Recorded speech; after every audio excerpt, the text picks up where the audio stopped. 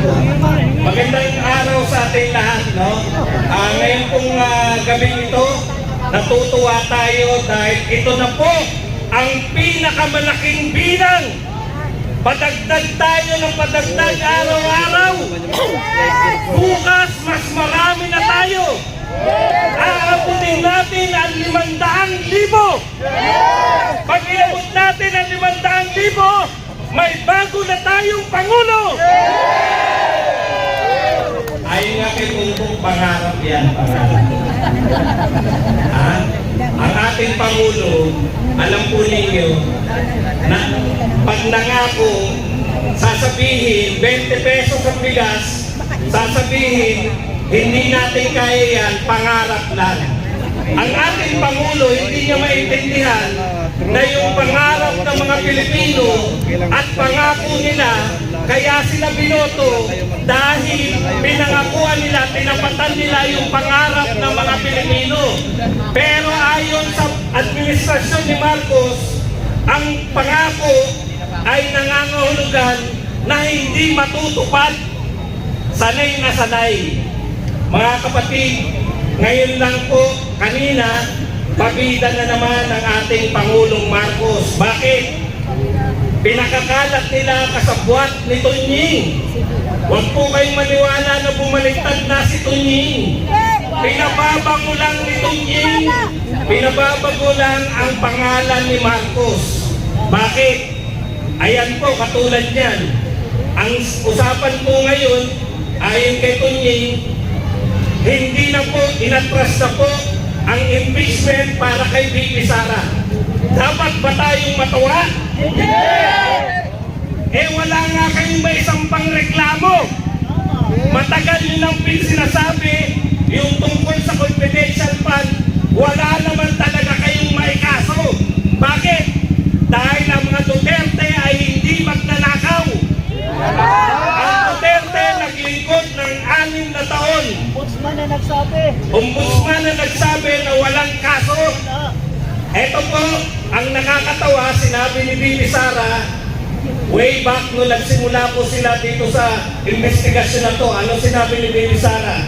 Ang ginagawa ng Kongreso ay fishing expedition. Bakit? Wala silang kaso, kukuha lang sila ng maikakaso habang naghihiring. Totoo po ba yun? Totoo. Bakit? Kung may kaso sila, dapat sinampala yung kaso sa pagnanakaw.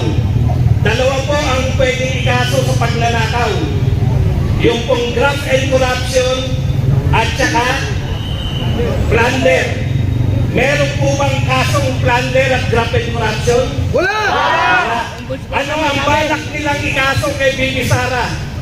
Gawa-gawa! Terrorism, anti-terror law, anti-terror act. Paano magiging terorista ang binoto ng 32 million na katao? Kailan lang nagsalita si Bibi Sara na ipapapatay niya si Marcos? Ilang araw pa lang, wala pang 1 linggo. Pero may kakasuhan agad. Pinasabina na agad sa NBI. Ang ibig sabihin, nakakuha sila ng ikakaso dahil sa kanilang ginagawang investigasyon.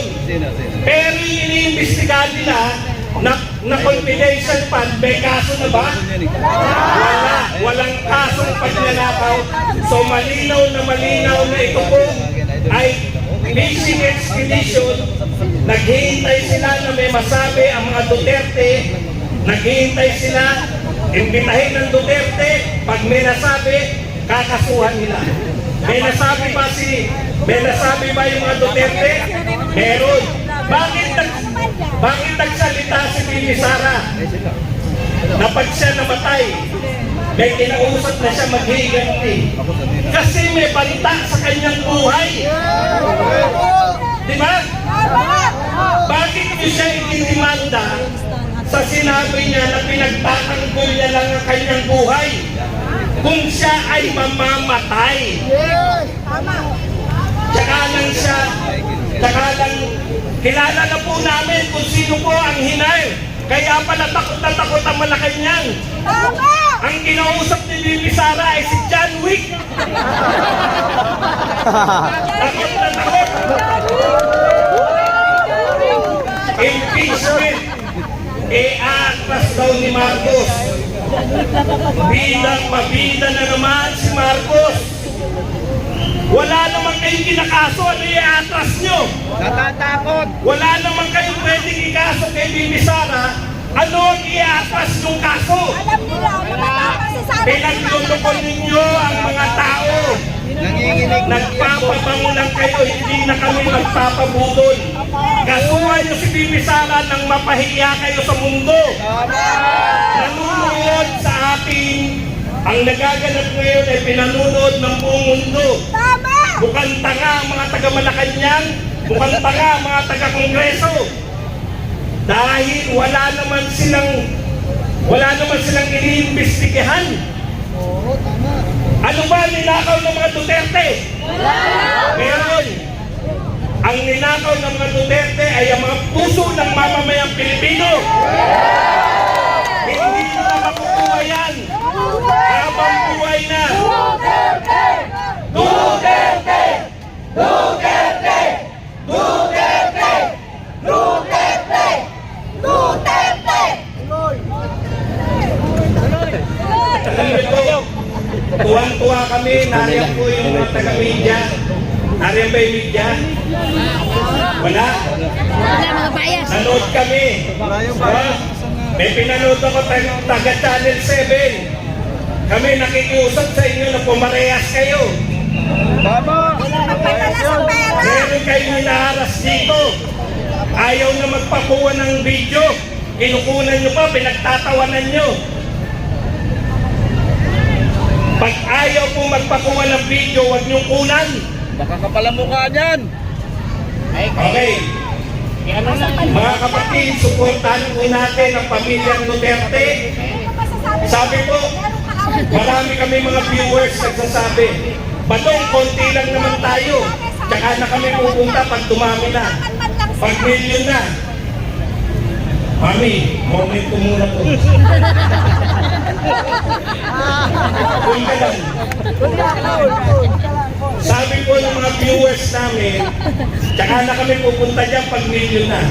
Ang sabi ko naman, kahit konti lang tayo, mas masarap dito dahil na ipapahayag natin yung sa loobin natin.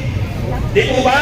Ngayon pang gabi nito, mapapamagsak na natin ang gobyerno ni Marcos. Hindi po. Maaaring hindi pa. Kulang pa eh. Nananawagan pa tayo eh. Di ba? Pero, bahagi na po kami ng kasaysayan na to.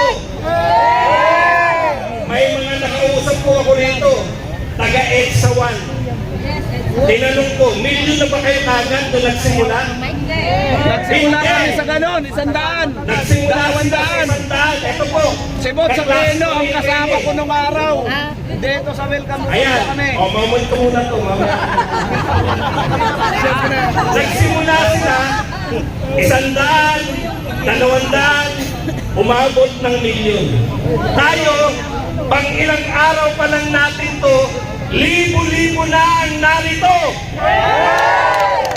Maraming salamat po.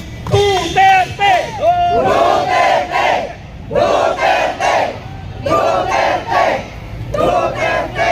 Asan yung cellphone ko? Wala na.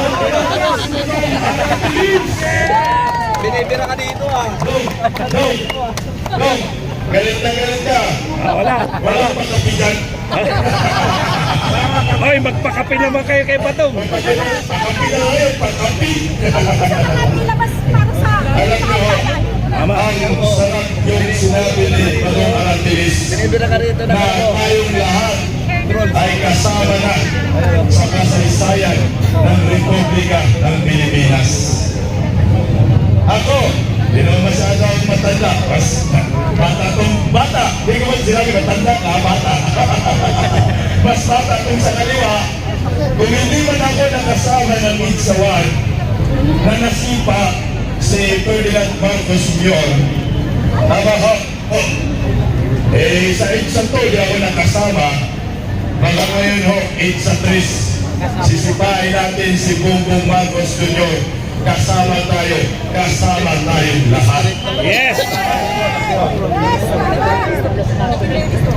O ito, may humamon kay Badong.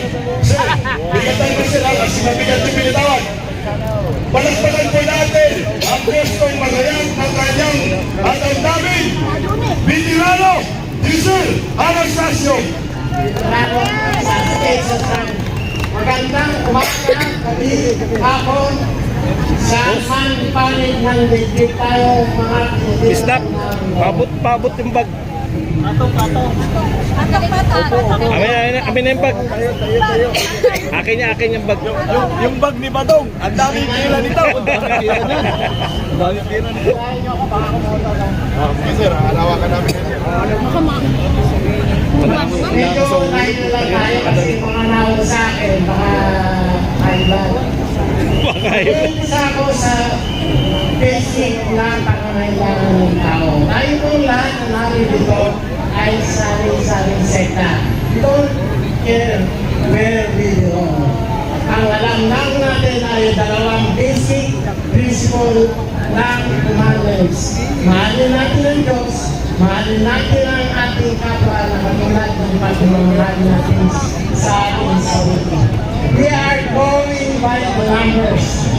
At ang dating ng 9:30, sasabihin na po ito department store. Wala na po paglinis yung ating personal necessities, hindi na po natin magagawa sa buwan kasi sa natin po. Nakikiusap po kami kung pwede na magaling po yung siya ito simbahan. Katulad ng sinasaad, mahalin mo ang kapwa mo at ibigay mo ang kanyang pangangailangan. Kumain Kumain kay Christian. If we are not hypocrites, at least we can do it. Yun na po ang pakiusap ko. Because we are growing by the hundreds. At marami rin po dito ang pinupusin nyo kung nangangailangan siya every 3 hours. Okay, let me start with the 3 persons na nagsimula ng kaguluhan na ito.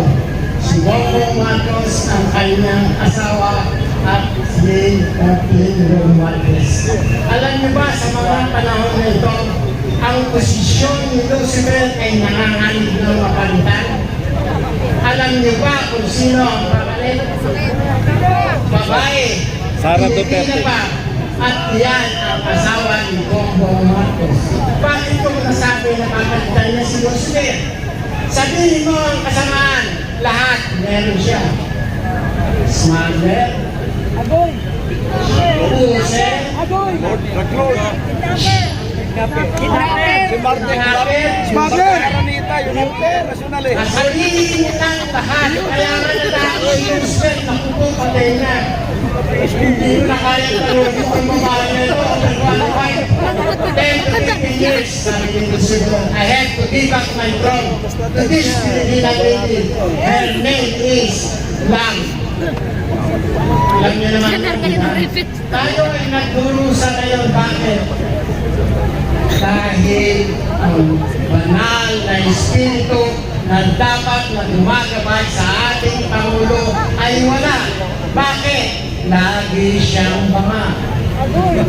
Kung ikaw ay banal na espiritu, mananaang ka ba sa isang katauhan na hindi sa trato? Na ang descendant sa utak ay ano gagawin natin yan? Patay tayo lang. Patay. Katatay lang ng palay after 3 days or 1 week. Kinabukasan yung kailangan na eh.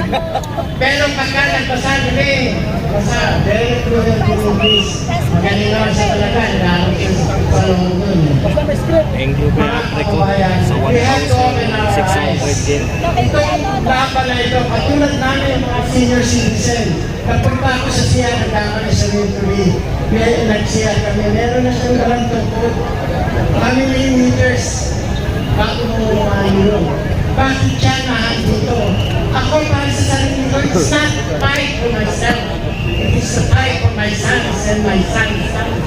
At tulad din ninyo, ang araw lulugod na kumbaga sa we are in the 4th complete our Uy, thank you. sana Tubig meron. umisang kami sa mundong iba po na meron pang nakikita ko magandang ehemplo ang gobyerno. But what we can see, yung mga magagandang suwad dyan sa barong dyan sa Kongreso na tinaguriang pastor abante pagkuha trust naman ginagawa na sana